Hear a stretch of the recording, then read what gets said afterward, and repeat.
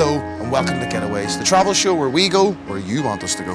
This week we're going to one of Europe's most popular tourist destinations and we're visiting Sorrento and the Amalfi Coast. We're also taking a trip to the islands of Capri and Ischia. On our website we asked you for your recommendations of things to do here and things to avoid. We've taken your suggestions and we're going to rate and review them for ourselves and for you at home. We took a 3-hour flight to Naples on Italy's southwest coast. Sorrento is then just an hour's drive south. It's been a favourite destination for those who enjoy the finer things in life, and over the centuries it's been a getaway for artists, writers, poets and playwrights. Elizabeth Taylor, Grace Kelly, Sophia Loren, Pablo Picasso and even Mariah Carey are some of the more famous names that have been enamoured by this part of the world. So what makes it such a 5-star destination? Based on your suggestions, we're going to explore Sorrento by foot. Watch where you're going. How clever we are. Visit some neighbouring islands by boat. You gotta admire the audacity of the man. This is absolutely gorgeous. And I'm taking a short getaway in County Fermanagh.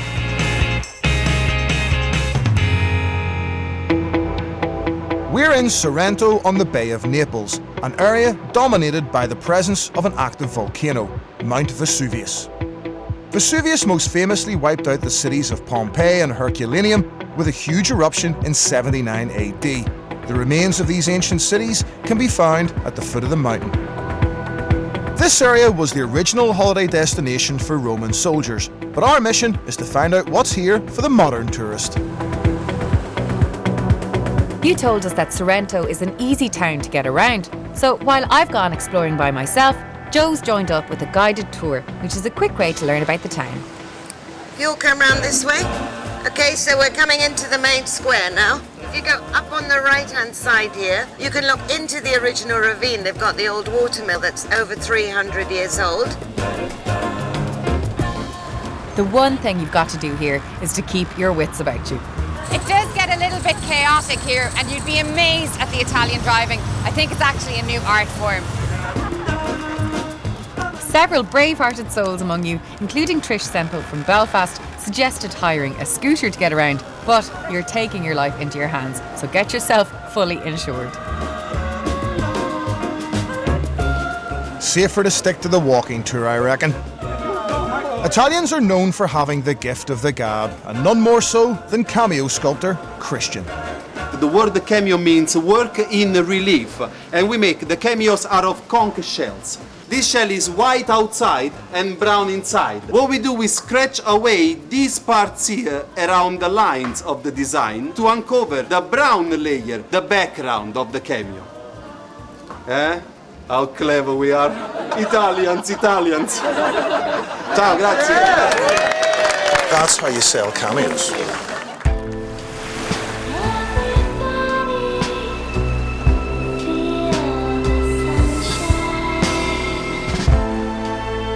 While Joe's up in town with the tour, I found my way to the beach. But you told us this can be expensive. Sorrento doesn't have a main beach, but what you'll find instead are small coves and boardwalks where people can sunbathe. Now, most of these are privately owned, so you may have to pay for the privilege of using them. It costs around €10 for a bed and an umbrella. Pretty pricey, so keep an eye out for the public beaches that are absolutely free. After my tour of the town, I get more local knowledge from guide Lindsay, who's been here for the past 30 years. So Lindsay, not only do you work in the industry, you've lived here most of your life. I mean, if you had to pick one thing, what would be your absolute favourite thing here? Well, certainly the Amalfi coastline. It's absolutely beautiful. They say it's the most beautiful coastline in Europe. I mean, obviously, if you're a history buff, this place is a gift to you, like, right? Oh, goodness, yes. You've got Pompeii, you've got Herculaneum. You also have some very big museums, but you've also got lots of little small museums around the area. Yeah, because I've heard there's quite a few like little private museums that are basically people's own collections that they've turned into sort of public museums. That's correct, that's correct. Especially here in Sorrento, we have one very good one. And no, it's there's just so much culture, so much history, and so much character. And I'm going to visit one of these private museums in Sorrento. The whole area is famous for its fabulously preserved archaeology and antiquities, and I'm at the Coriale Museum to find out more. Gaetano, why should tourists come to visit this museum? First of all, this museum is a part of the history of our town. These pieces are from imperial age of Sorrento, the Roman time, you know. I think our pieces are really the best collection you can find here at the museum. It's a good place if you want to find somewhere quiet to relax and escape the heat of the day. And another thing about this museum that I really like, it's the only one in Europe that has a panoramic sea view.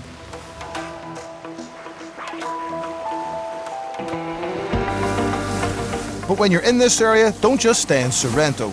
We're taking an excursion to the island of Capri. Lots of you, including Anne Walker from Crawfordsburn and Marion Gallagher from Donegal, said that a trip to Capri is de rigueur if you're on holiday here. So we've come for a day trip. There are regular hydrofoils from Sorrento. They take about 20 minutes and cost around €18 for a single ticket. Capri has got legendary status, and the name itself evokes images of glamour and good times. It's the official home of La Dolce Vita, and it's been a playground for celebrities for centuries. Now, if you want proof that this is where the beautiful people come to, see those rocks behind me? That's where they shot the famous Dolce & Gabbana advert.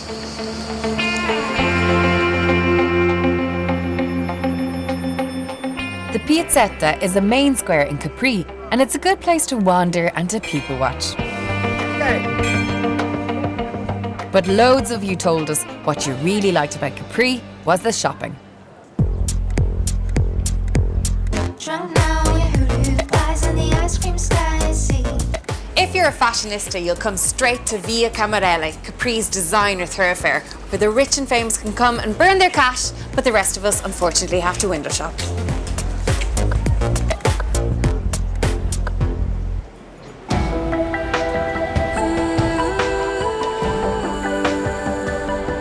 Now, whilst in Capri, you gotta come and see the Via Krupp. A wealthy German industrialist wanted to find a very unique and personal way to get to and from the beach, so he built a ridiculously steep, amazingly sharp, hairpin bended pathway just to get him up and down to have a wee paddle. You gotta admire the audacity of the man. And the Krupp family went on to manufacture, would you believe it, elevators. The Via Krupp was closed when I visited, but the gardens of Augustus next to the Via Krupp are open daily to the public throughout the summer.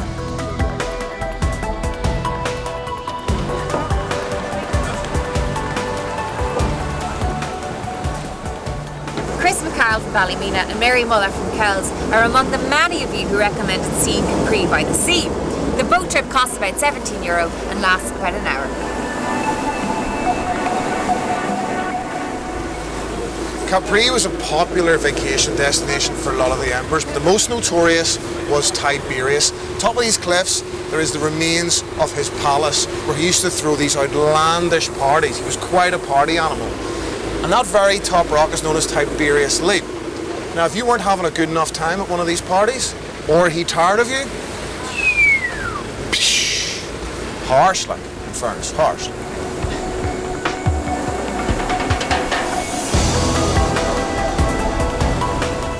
Behind me you will see the Archway of Love and the Falaglione rocks. Now, as said, if you pass through these and embrace the person you're with, you will be together forever. You want to go through? We try. Bellissimo. So a big tick to all of you who recommended Capri. A great day out.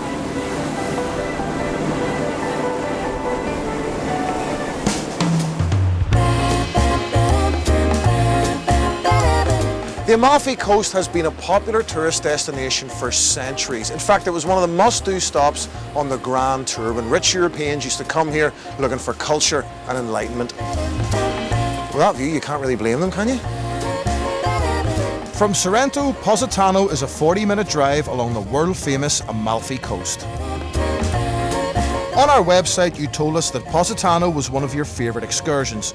Siobhan Walker from County Tyrone and Bernadette Heslip and her sister Lillian O'Hanlon from Newry are among the many of you that said it really was worth the journey.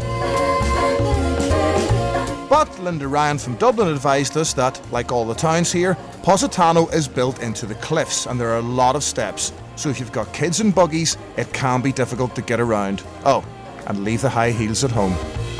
Positano is famous for its fashion, particularly if you're into boho chic dialing, and very well known for its shoes and handbags.